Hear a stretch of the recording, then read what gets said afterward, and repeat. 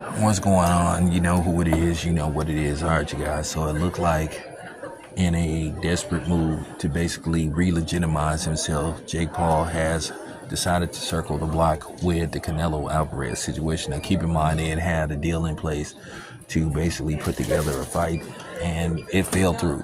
So, with that being said, let's see what happens with Jake Paul, because this Tank thing really got me like a little bit heated, because at the end of the day he trying to sit up here and just act like he taking a stand against Tank when he already knew about Tank's documented history with women outside boxing. So for him to try to throw a parting shot, and say this and that and we protect, you don't protect women.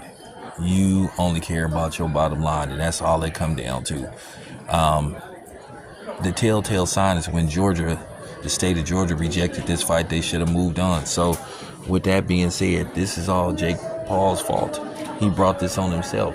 Now people are starting to look at him again. They're starting to say, I don't know about this guy, because now they want to see him fight better competition. You like 13 fights in or 12 fights in, dude, it's time to fight current fighters, not dudes. I know people gonna say, but he fought Julio Cesar Chavez. Come on, I'm gonna say this again, Julio Cesar Chavez Jr. I'm gonna say this again, Julio Cesar Chavez Jr. For the third time in my Dr. Umar voice, Julio Cesar Chavez Jr., who lost to, Anderson Silva. So come on, man. No.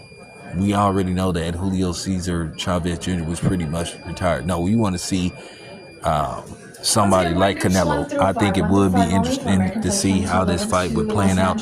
It would have to be at a certain weight and whatever the case may be.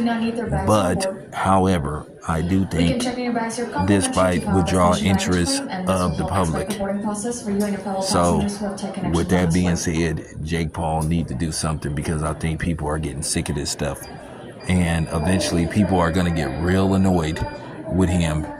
And then the thing is, Jake Paul sits up here and says he wants to be taken serious and all this kind of stuff. Well, how could you be taken serious when you decided to fight a dude that's like 5 inches shorter than you, maybe even 6 inches shorter than you, and you have like damn near like a 60-pound weight advantage? So, I mean, come on, man.